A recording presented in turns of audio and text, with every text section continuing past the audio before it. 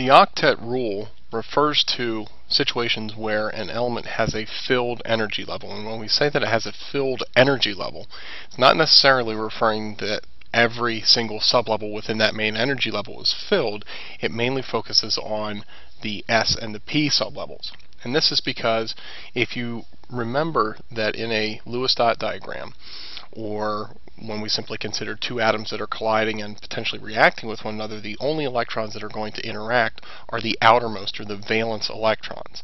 And when we distribute electrons around the nucleus, the only sublevels that will ever be in that valence or outer level are S and P sublevels due to the overlapping that occurs. And so if you consider the maximum capacity of those two sublevels, at most you will ever only have 8 electrons as valence electrons.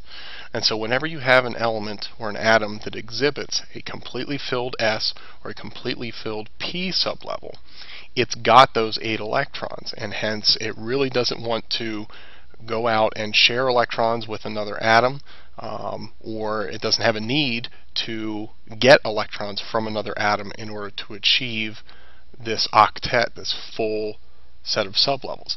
So it becomes very, very stable on its own. And so any atom, whether it's that way naturally or whether it's the result of going out and bonding to another atom, whenever it has 8 electrons in its outermost shell, its valence shell, that atom becomes very, very stable, and this is referred to as the octet rule. Helium gets included with this octet rule by default. Even though it doesn't have 8 electrons, helium's configuration is 1s2. The 1s level, the first main level, doesn't have a P sublevel, hence it can't have 8, but the fact that its 1s level is completely filled to a maximum capacity of 2 gives you the same effect. It's extremely stable. All of your noble gases, neon, argon, krypton, xenon, and radon, respectively, will have a full S and a full P sublevel in their respective main energy levels.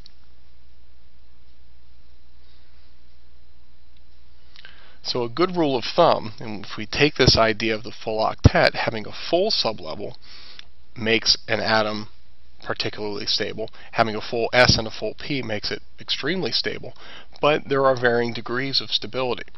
And so whenever atoms happen to have a full sublevel, whether it's S, P, or now it can include D or F, there's an additional stability that is imparted upon that particular atom.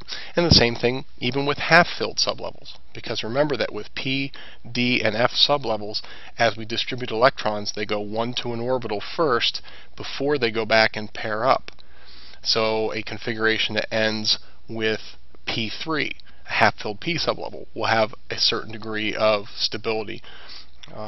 Those ending with D5 or F7 will also have a certain degree of stability, higher than if they just had some random number of electrons in those sublevels that didn't correspond to exactly half or full capacity for that given sublevel.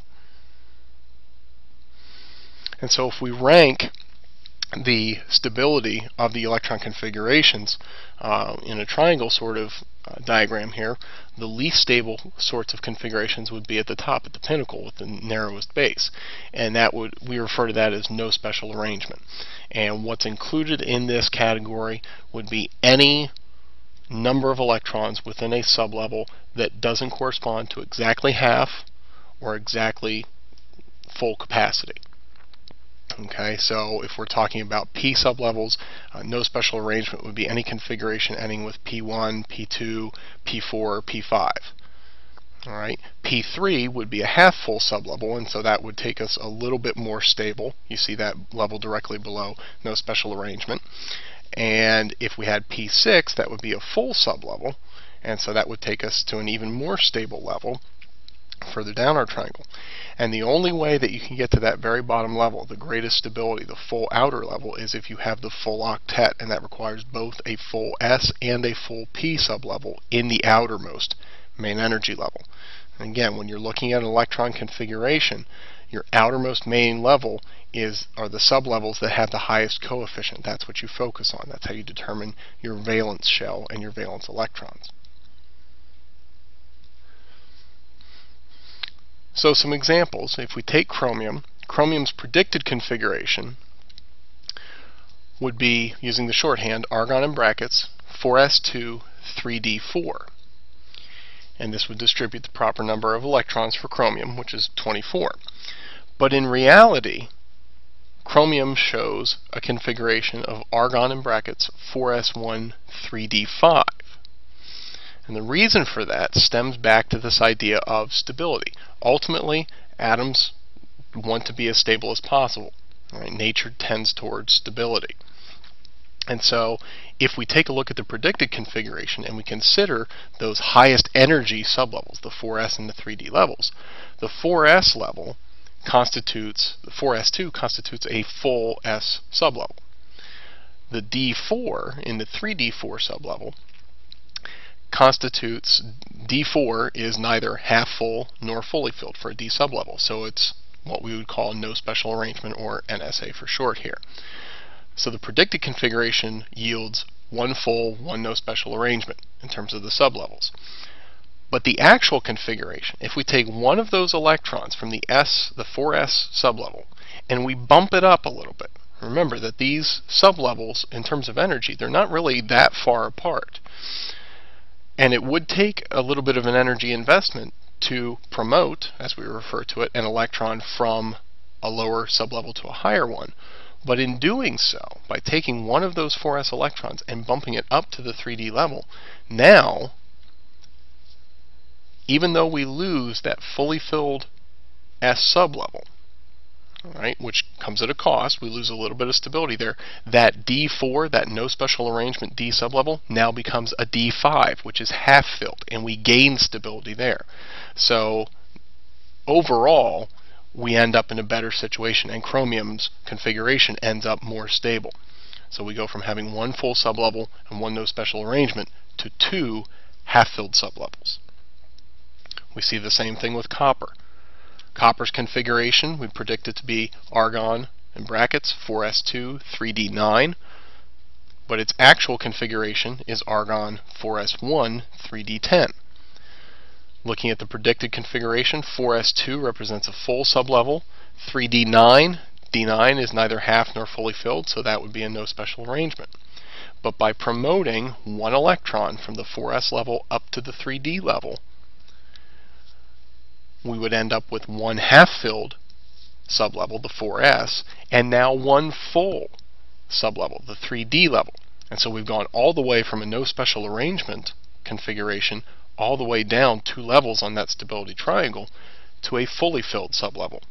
And again, we would gain a whole lot more stability than the predicted configuration.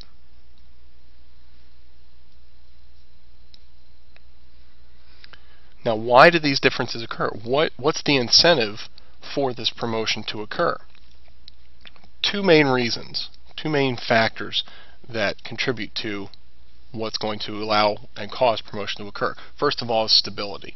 Elements that are going to have a half full or a fully filled sublevel have a higher degree of stability. So that's one driving force.